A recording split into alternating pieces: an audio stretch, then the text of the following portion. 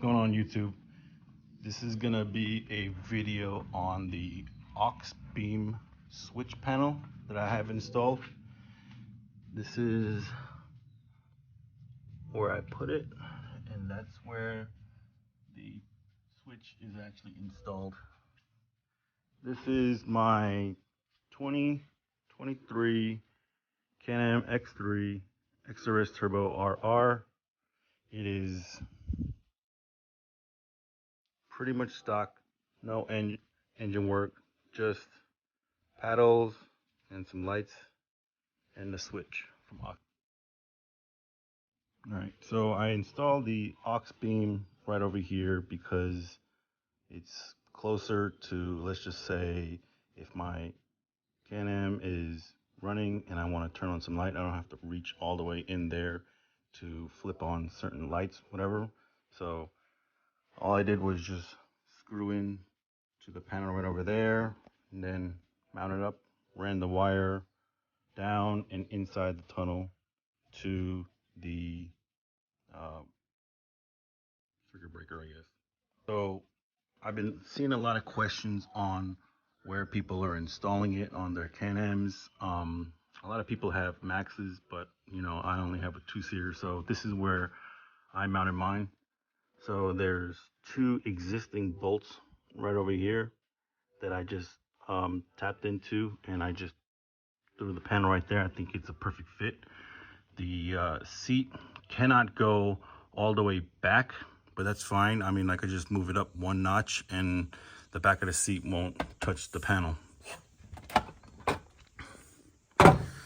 So what I did was just take the power cord straight from the battery, which is right over here, ran that straight to the fuse breaker, and then from there I ran it straight up to the Switch Pro. The negative just went straight to the battery. I basically followed the instructions on how to install it and all of that. So I mean, it's pretty simple in their instructions. One thing you're gonna have to do is this connection right over here. You're gonna have to run that to a 12-volt source, which is basically to trigger it on, and I just ran that straight to the bus bar on all Can-Ams, and I ran it on the bottom, the accessory post, you know. So you got a positive and negative. This is constant on, you know, your negative, and this will only turn on when the key is in the ignition and then you push your stop button.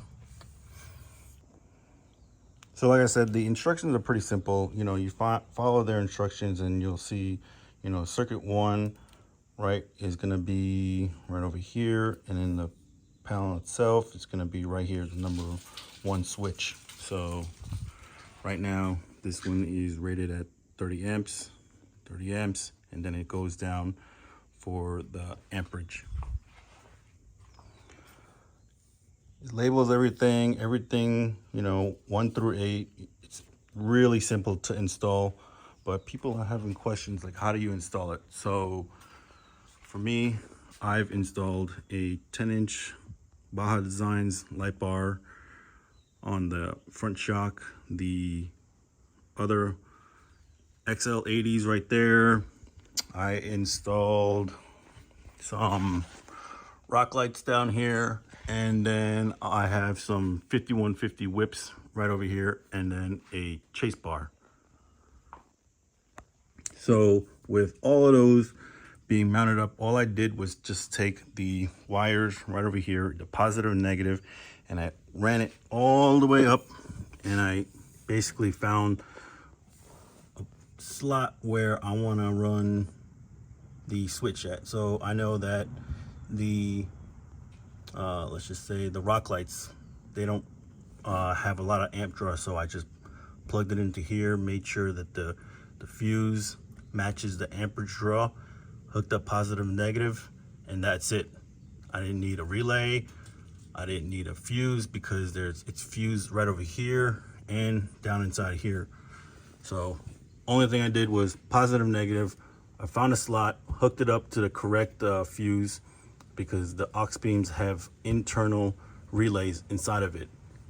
And then from there, I just powered them on, and these things are good to go. So I'm gonna start it up real quick.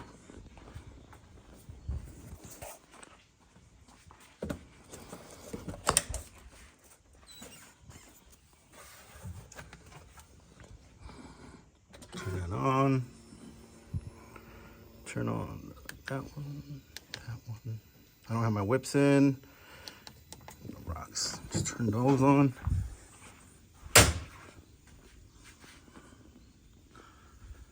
All right. Get the rock lights. And then the chase bar. I don't have the whips installed right now, but you guys get the point. Super simple. If I want to turn all of them off, turn them back on.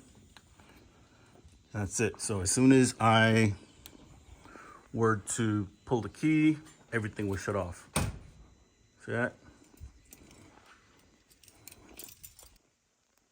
So right now, everything looks like a mess. I haven't sorted all the wiring yet because I still have a couple more slots that I want to put a big light bar on the roof and some other things. So all the wiring is a mess, but I'm going to basically hide everything and tuck it away nice and neat, and then stash it away inside all this excess wire inside here. Now, why did I pick AUX beam? Well, it's cheap, does the job. Why didn't I go with Switch Pros? Well, Switch Pros, like I said, it's expensive. Honestly, if I ever have any issues with AUX beam, I'll probably switch over to Switch Pros. I know that their instructions are a little bit more difficult, but it still serves the same purpose. Positive, negative, hook it up to the specific wires, and you're good to go. So if you guys want to run some AUX beam on your Can-Am 2-seater or 4-seater, you know, and you don't want to have like a rat's nest of wires all inside there, I mean, I highly suggest you get one of these switch panels. One thing to note with the AUX beam, this is the version where you cannot control each switch. So like there's another model where you could have one switch and do like momentary whenever you push the button, or let's just say you could control the flashing of that one specific circuit. So this is just the, I guess, simple version of it. So let me know what you guys are running for switch panels, or leave a comment if you think that it could be done better. Like, I'm not perfect at this stuff, so let me know what your thoughts are. And yeah, just if you have any questions, just leave it in the comments, and don't forget to like, comment, and subscribe. Thanks.